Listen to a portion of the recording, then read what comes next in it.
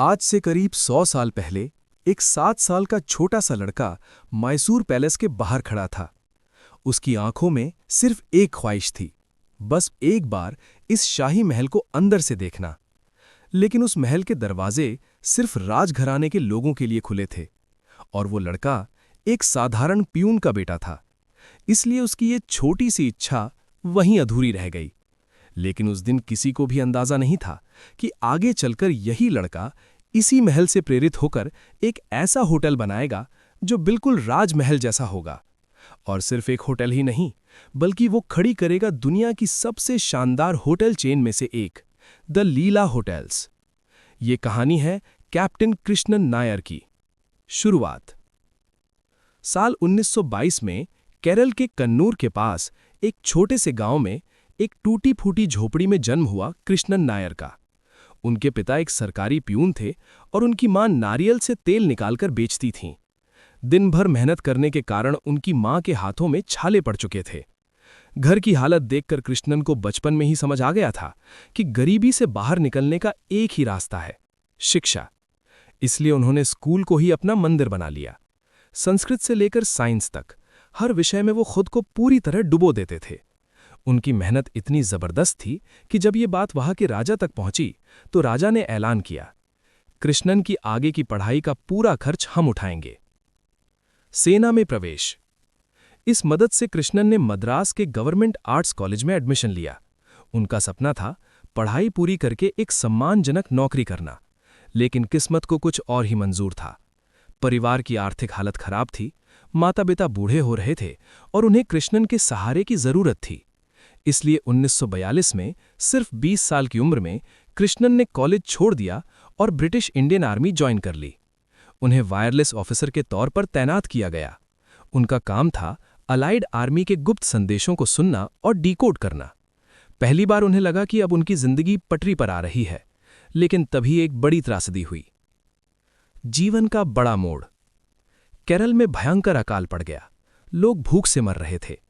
एक तरफ कृष्णन को सेना में दिन में 3 वक्त का खाना मिल रहा था और दूसरी तरफ उनके गांव के लोग भूख से तड़प रहे थे। ये बात उन्हें अंदर से तोड़ रही थी। इसलिए उन्होंने एक बड़ा फैसला लिया। उन्होंने आर्मी की नौकरी छोड़ दी और अपने गांव लौट आए ताकि लोगों की मदद कर सकें। उन्होंने सिविल सप्लाई डिपार्टमेंट ज्वाइन किया, जहां उनका काम था चावल, चीनी और केरोसिन जैसे जरूरी सामान आम जनता तक पहुंचाना। लेकिन जल्द ही उन्हें पता चला कि पूरा सिस्टम भ्रष्टाचार से भरा हुआ है। खाना लोगों तक नहीं, बल्कि ब्लैक मार्केट में जा रहा था। कृष्णन ने आते ही ये सब खत्म कर दिया। उन्होंने हर एक दाने का हिसाब रखना शुरू किया और भ्रष्ट डीलरों को ब्लैकलिस्ट कर दिया। कुछ ही समय में पूरा कन्नूर उनकी ईमानदारी का कायल हो गया। बिजनेस की दुनिया में प्रवेश। कुछ समय बाद उन्होंने फिर से आर्मी ज्वाइन की और कैप्टन बन गए। लेकिन उनकी जिंदगी का असली मोड़ आया 1950 में, जब उनकी शादी हुई लीला से। लीला के पिता एक सफल बिजनेसमैन थे। लीला को कृष्णन में एक महान लीडर और भविष्य का बिजनेसमैन दिखाई देता था। इसलिए उन्होंने कृष्णन को आर्मी छोड़कर बिजनेस शुरू करने के लिए प्रेरित किया। और यहीं से शुरू हुई एक ऐसी यात्रा जो आगे चलकर बना देगी दुनिया के सबसे शानदार होटल ब्रांड्स में से एक, द लीला होटल्स। सफलता, असफलता और फिर से वापसी। कृष्णन ने पहले टेक्सटाइल बिजनेस शुरू किया। उन्होंने अमेरिका में ब्लीडिंग मद्रास फैब्रिक को इतना लोकप्रिय बना दिया कि वो एक फैशन ट्रेंड बन गया। फिर उन्होंने भारत में पहली लेस मैन्युफैक्चरिंग यूनिट शुरू की। लेकिन 1979 में उनकी फैक्ट्री की मशीनें खराब हो गईं। फॉरेन करेंसी क्राइसिस के कारण स्पेयर पार्ट्स इंपोर्ट नहीं हो सके और देखते ही देखते उनका पूरा बिजनेस डूब गया। 57 साल की उम्र में कृष्णन नायर कर्ज में डूब चुके थे, लेकिन उन्होंने हार नहीं मानी। लीला होटल्स की शुरुआत। कुछ साल बाद उन्हें एक नया मौका मिला और उन्होंने फिर से शुरुआत की।